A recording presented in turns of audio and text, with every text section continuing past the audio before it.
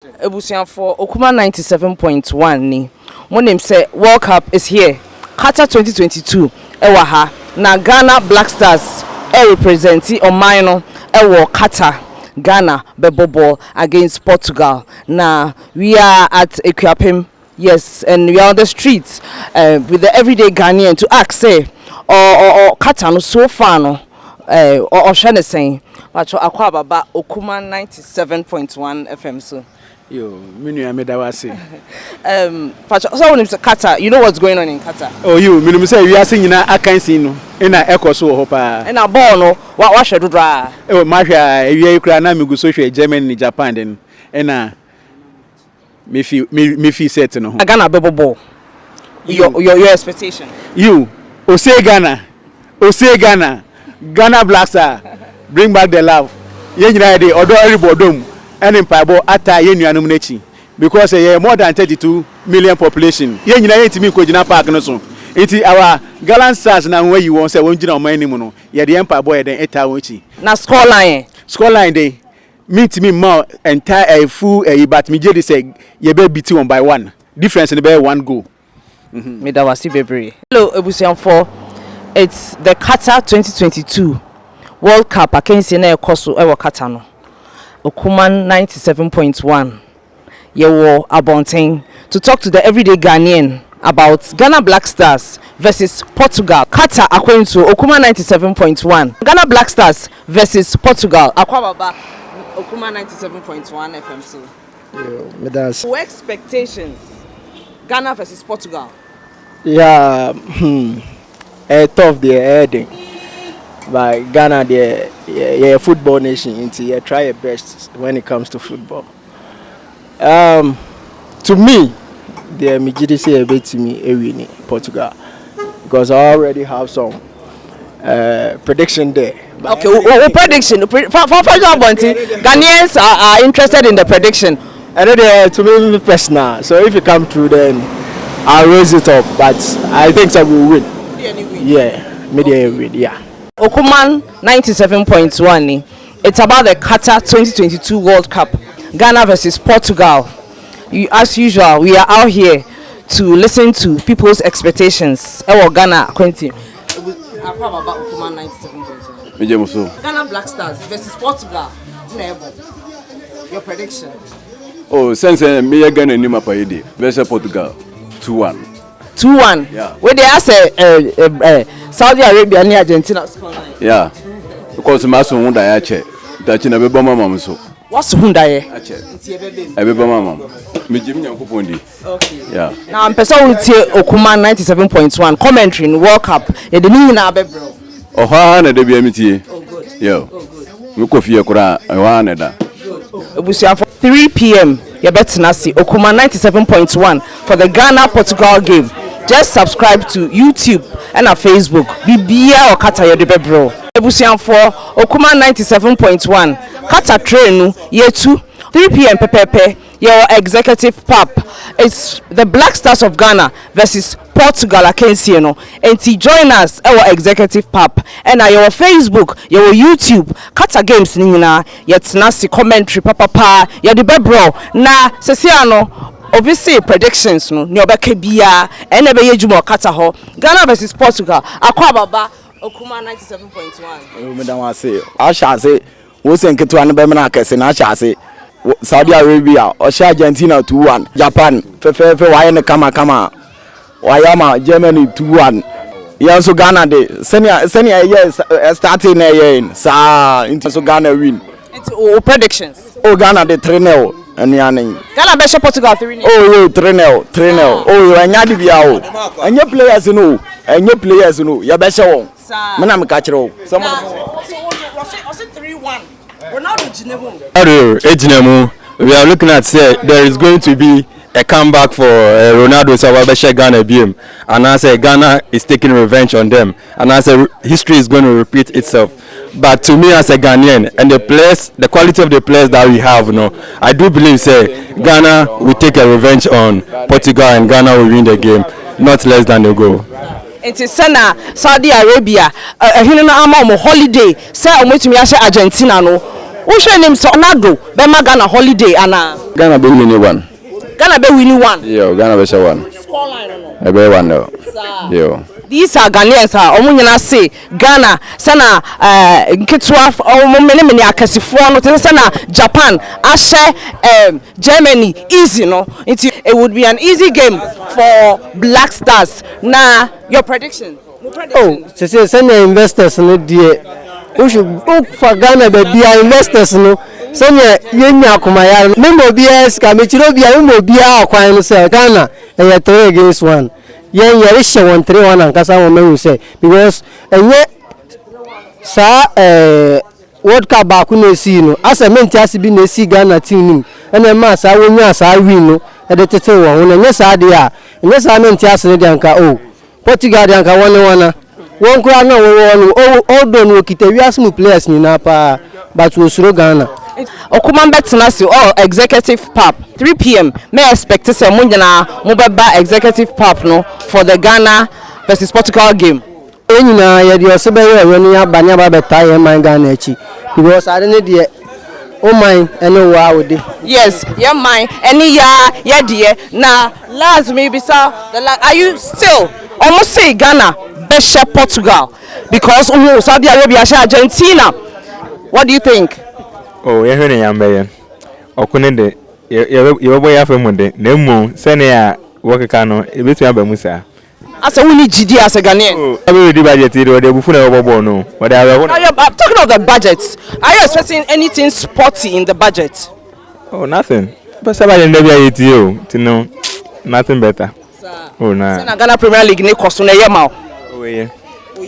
Pitches, BB, are you not expecting anything? Pitches. Nah, pitches in a guy. No pitch ever do. Are you okay with the pitch? I'm talking in terms of budget, no. Oh, pitch in the so we say I cry better because they were supposed to do no. Yes, stadium were fine, but as a skebia unkumu. You know, I'm sure say at least when you say pitches in now, something you fit in the football matches, no. There was Ebusian executive pap Okuman 97.1. Yenina yet nasi. Tune in so Okuman radio commentary BBA yedibebro. Okuman 97.1. QATAR train. Yedu abontin biom. It's about Portugal versus Ghana Black Stars. Ghana Black Stars yejina kono na supporters of Habibre. Almost say na QATAR akoi. Mpenyimfo ni nyina ye mene omo no. Eye den ya Ghana Black Stars. Beme ni Portugal na akwaba Okuman 97.1. Yo mi amedase. Me de nana kwaku buachi yadom. Nana kwaku Ghana versus Black Star. What are your expectations? Oh, ebe 2-1 against Portugal. Portugal go ne de Bruno Fernandes never share. Ghana de so Thomas Partey na Mohamed Kudus never share. Asa wa hihye team no wa hihye goals ni nyina obia. Wa hihye score line so. Na ana na opese Portugal shebi. Oh, someone shebi a e magro ne ye de. Ito mu dikan sha ne abeti asen ahye wo. Nti how far do you think say Ghana be call in this World Cup? Say South Africa no you call yenim kakra. Into this World Cup, who share who say Ghana you bedroom hifa group stage semi-finals or you the trophy ne be fie. Oh, say nyame anya adom ne di second win group no mu dia na 116 na na be fim. Because anya den you be share Brazil. Brazil dia anya den ombo yin afim. Into no see di second dia 116 na na beba. Scoreline 2-1 against Portugal. 2-1. Yeah. Okuman radio, your executive pap. A honor, ye be commentary ni nyina. Once Okuman radio, all the 64 games, you know, commentary. Ye di ba Okuman 97.1. Also tune your Facebook, your YouTube. Into person tie games ni nyina. Tune into Okuman 97.1 FM. Na ebusian for or say 2-1. Into 3 p.m. sharp. Ye betina see our executive pap. Munyina mombra na mombetie na mobɔ mpae se Ghana so behye Portugal. Okuman 97.1 the World Cup train QATAR 2022 Ghana versus Portugal. Your take on it? Wow, World Cup has been so wonderful. This is the fourth day, 50 Sunday I was chasing. Now no one is a big weights, superpowers of footballs. Surprising. this year some few minutes ago Germany eboboli what Japan o shout to say na ekoye ma Germany woni ba wo so no what afem Argentina woni ba wo so no Messi other film Ghana ye ogidi say yenso ye ma Portugal me ye CWA fan nanso kasa bi nyina ko o Messi ate wa hwede a ese say Ronaldo nso ote hwe but ye Ghana ntino Ghana first ntino ene na Ronaldo nso obete wa hwe ye be hye Portugal na o score line me good at predicting but I am always hopeful say you to me Ronaldo says in the near fi ye yini fi ma won aka ne ye be bon wa hye nkotokum na win bia say ye 1 say ye 2 win bia ye nya first 3 points nti Ghana fu nyina ye di akomako mpaebo ne gidi eta team na chi so who say Ghana flag start ehun e say omano ye wo akomapa ye di team na chi as ye ko support Black Stars bresa mu na ana bibi papa etimi efi mu ba ye kai ada years aye ko World Cup na ye hu say omani nyina akoma edi team na chi sana e ma team no e konkan so we are hoping 4 o'clock ye be hia ye betena akonwa ni ase ye be wie no na che say ye be bo won ye di nkunindi e na ye di ahye World Cup no na okoman ye wo executive pap enti se na okaso betena so no me person wo join yen e wo executive pap Okuman radio ehona ye betena 3 p.m.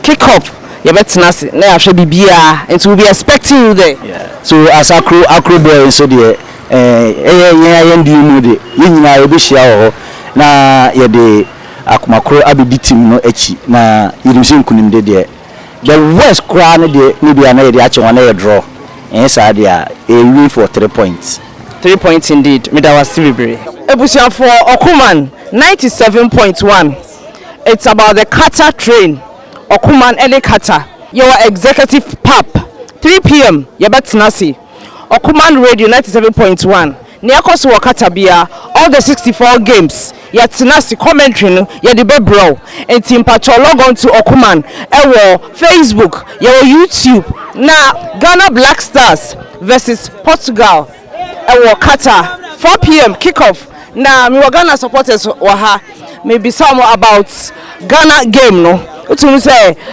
Ghana ye friendly na ye boy na Switzerland boy no ama o mine nyina ahonkeka no akosoro so they are expecting Ghana Black Stars be ya de wo QATAR akwa baba Okuma 97.1 me abiem me den de Adomako Frederick Ghana jina kono ocha yenim say Ghana jina kono kese pa na me de me ogidi omumu so Nyankopon yen Adoma Ghana be wini match no said ya Saudi Arabia surprise the whole world no Ghana yen so Nyankopon yen Adoma ye be surprise the whole world na wo kasa Saudi Arabia unu so na Saudi Arabia ball nti Ghana ye ochina nyame Adoma yen so ye be bo pa mo bia won say yen ball no ye nim bo into prediction oh me prediction me share am predict ma bilim say win there ye be win na Ghana Black Stars and na Portugal oh na me no kwari me Ghana ni all right there but Ghana ni Portugal there me gidi say Ghana be win to me no me gidi there because my can bet Ghana Portugal there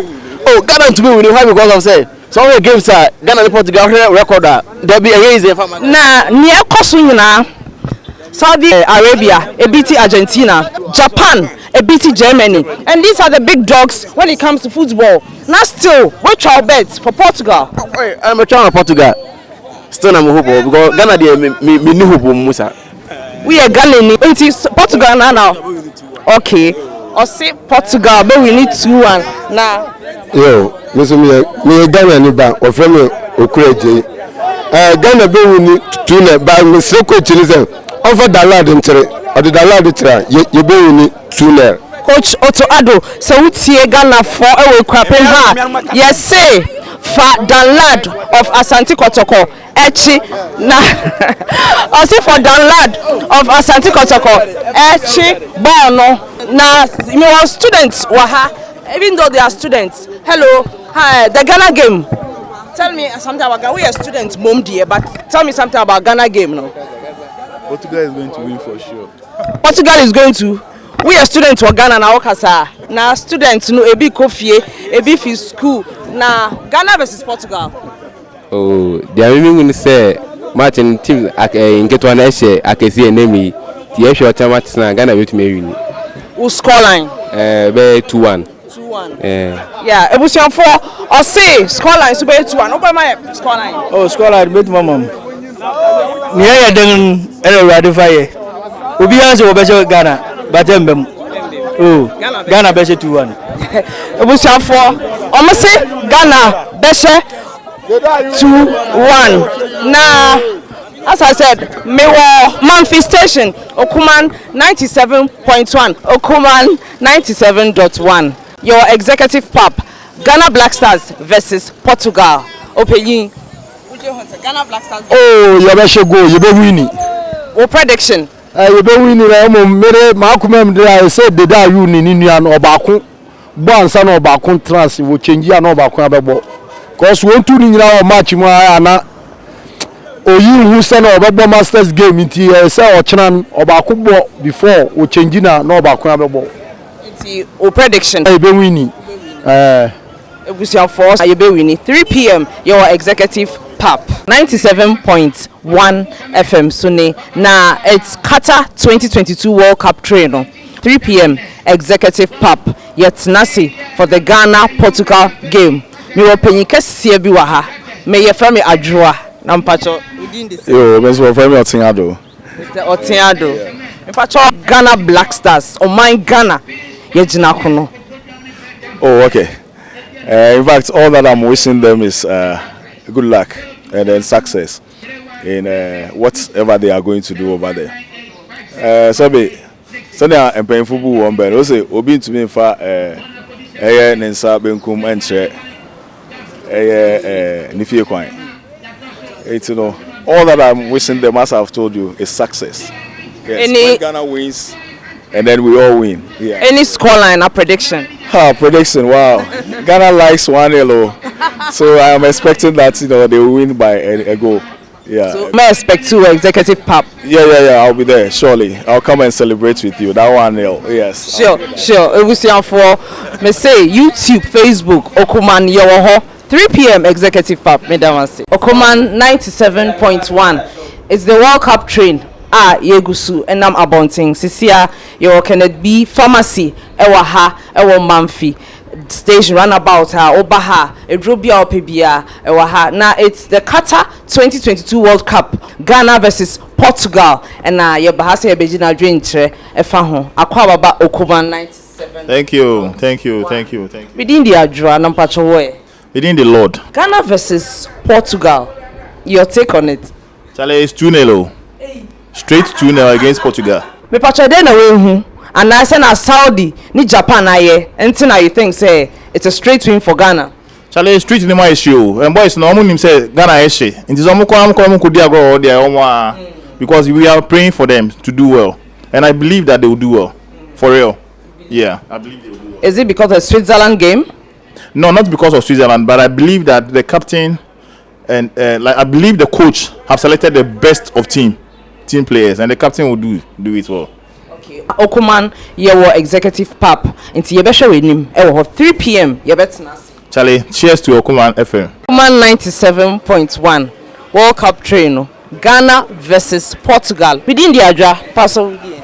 Your friend Mike. Aye. Mike. Ghana versus Portugal. Oh, 4-1. Hey. What's your scoreline? Ebio. Portugal 4, Ghana 1. Ebusian 4 or see Portugal 4, Ghana 1. M say on share Saudi Arabia, ni Japan. Oh, mashe. The first time nye Ghana ni nche say henko ya menka. Technically ni die ombe win 4-1. Why do you say that? Oh, we share squad depth and tactics our coaches too now employ in their recent games now. We say Portugal upper hand so probably we can try our luck in the other two games, but first game in the 4-1 investors can take advantage of. It wouldn't be in the case of Portugal. 4-1. Ebusian 4. But okoma yetnas ewo executive pap 3 p.m. Inti mepese obeba. Yebeba pa. Okoma 97.1. Currently Oforiwa Choba. Yes, Bibia Opebia, Odiabra Oforiwa Choba. Qatar ofero achoba omuka ho bi. They are main sponsors for the Qatar 2022 World Cup. Na your friend Ajua, pacha your friend wa yamanti ke yeboa. CK yeboa. Ghana versus Portugal. What you interested? Well, we say the guys will do better because your team na a young team. Into a very young team, but we believe in the guys. Say they will do well and do better because Portugal team with I say one blending no one batch. But boys when I say we pick one chair, but then they are still doing better and we hope to beat them. And your shot will score line then. Or at least 2-0, 2-1 be bad. You better definitely better Portugal. Me say higher oforiwa na okuman asamuta okuma echi. What and what then the cost wa ha. Obiama nso nyame yɛtwɔba ɔyɛforo atwɔba ha obusianfo nwatene nyina oforo atwɔba otopia obiambra executive paps so obiambra homedamo ase Ghana Black Stars versus Portugal ejina kono Ghana Black Stars yejina kono dampacho o predictions Ghana versus Portugal Ghana beshe 2-1 na 2-1 na Ghana beshe Osi Ghana beshe 2-1. That is Ghana beshe 2-1. I mean saying bisa eno ha. But Ghana Black Stars versus Portugal. Yo. Prediction. Yo, me Ghana Black Stars. I don't know where you hear from. Portugal, your team African team behind to me in share no that. Ewo World Cup we ye share no that. Enti no me de ye draw kra ya ye bi. Tie no mo draw kra we thank God. But me pen say anka ye be share home. But African team behind to me share mo that. And African so Ghana so yako World Cup tournament yan first match de yan yade just second match it made me expectations and your best na mom the West will be draw me sana.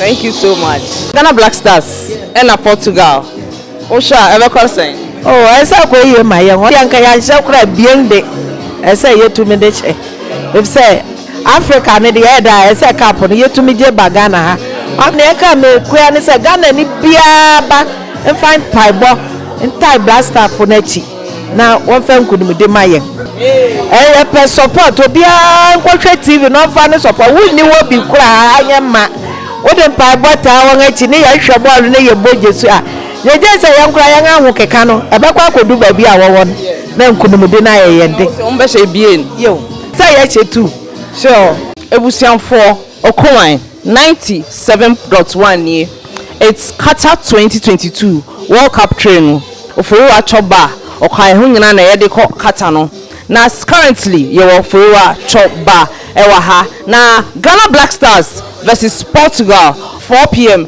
kickoff ye from your jump pacha ye from saying me de obia di o de from ya ye wofa eni oforo ha onya be du a wofa de obia ni mo wofa wofa na on se Ghana ye jina kono ye ni Portugal na ebo wa dwen trend saying oh me nim direct than Ghana be win ye be win so 2 straight and I dey am ye shemi mu pa na mo wa we shemi se o pa chese Ghana be Portugal 2-0 na ye be she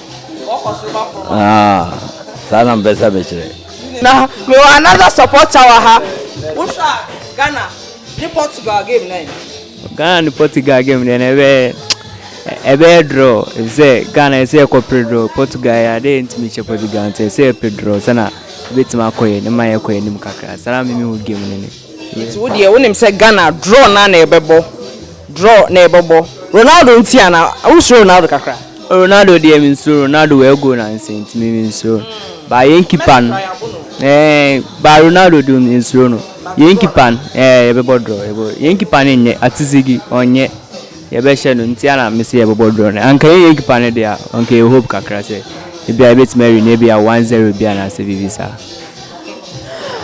ose de atizigi nti omo be she yen ba me catch you say atizigi super surprise o Obusia for Okuma 97.1 ye executive pub 3 p.m. Obiambra.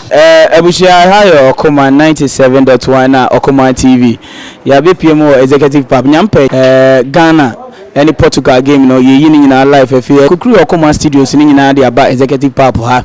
Ye we croponic apprenti tell that friend tell that special friend say Angel so ati ase ekoso wa ha se ekoso e executive pap mini see we the executive pap na ye hie ye be kasa na ye bisa ne se na hobo ate sen na den no hwe ni na fe Ghana match no kra no score line be ya he pacho bowudi na ni tie se customers nyina timi ba na Ghana match no wa predict Jo, we friend me Millicent Asantua, executive pub owner. Peshe, me customers nyina enim. Se mo be bania support Ghana. Also man be ya ejina ye nyina so. It's Mr. Obi enim say ya beba. O in life wa live commentary. Ha be ye de papa ensa wa ha bibia wa ha.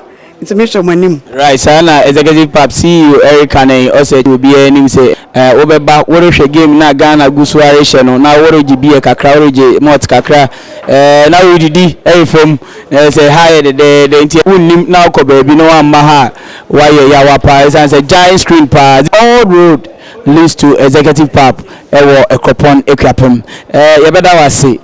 Right, hi Okoma 97.1 radio ni Okoma TV. Sam radio Ghana match na ni gusua eje amount for the na adwenkyere. Ye frame nana Kwame Imperial with me frame the finest. Sam radio onenya for your friend wa PPJ. Nti wa PPJ ye Ghana match na Ghana score line be ya he. We to match Ghana be 4. Wo be she Ghana? We ye Ghana ni. Oh no. Me fi kruto ni border no so. Wo hwa wo be she Ghana 4. Okay, all right. Nti ono de se be 4. Minya so mehia nti wo so score line no he be ya he. Ghana be win e be 2-1. Go for them. Gabriel. Okay, Gabriel say be 2-1. Abusia adofo so adwenche o match ma me ko last person ho na ono so kan impatch score line be ya 1-0 against Portugal. Okay, 1-0 against Portugal. Yeah. One can be match in Ghana win 4-1. Enyano gidi. All right, then Ghana win enyano. Enti Sammy de yeda munyina se monso mojimbre ne yakasa eda masibibiri. Ito penike se high Okoma 97.1 radio ni Okoma TV. Ghana wo match wo hwa score line no ebe ya he. Okwambia so ebe share bie. Okwambia so ebe share bie. Na mpacho wo fa den. Amponsa. Okay, interpenya ponza se kwambia so no yebe share bie yeda masi. Right, high Okoma 97.1 radio ni Okoma TV. Your mountain so an big game as I'm Ghana and Portugal eba be share minim say boys bebre kratasem be ye adwuma ene me share boys ewo eye chrome maybe so almost score line no na nia also worry hwe nim say Ghana nyampe ye share Portugal 4 o'clock aye be executive pap here ya no ebesi eti mamidika miya ye for den ye frame TK me share match no score line be ya match no be 2-1 against Portugal. Why now expect goals no? We expect goals in FM striker no Inaki Williams. Because so she season ya our goals in Portugal striker Ronaldo no she season ya our goals esen no. We so bet my bibi. Amayen. It's worry she news say Inaki Williams bet me actually 2 goals in na amayen. Yeah that's it. TK. Na me also affair den. From Nana Kwame. Hey, name Kwame. Na Sammy ye match no score line prediction. Oh, Ghana be Portugal 2-1. Born in there be 2-1 Inaki Williams na ye ni dano so ye say obeye bibia ma ye no so ye wagidi onim say obete watena ma ye. Born in there wo kosoro ba fam Portugal ye be she won. Nkatasem akoso ho bibia. That's it. Only for them. Mr. Fem na Kwame. Hey, name for so Fem na Kwame. Na Sammy score line no office be ya. Oh, yes, ye kind credit ya Portugal more forms ne na bo na say Ghana 4 players no mo obi ambo no ho modern do obi awetimi abobi o say obi ambo na ye mompa na ye fanta o my Ghana chi ba say ka say obi ye ka say Ghana be Portugal enye bete World Cup enye bete ye kind credit enye bete by bompa say bia be koyi am my Ghana. Yo me da say nyanom in fact boys was street boys you show chrome enti ye say any papa bi betimi afi game no madi aba but ye nyina ye ba executive papa ha na dwumadi ni nyina na ye be ye ni life dey akọ that's right ye be boss nuka do ne ya ye ne ma aka ho ati say me da ma say Okuma radio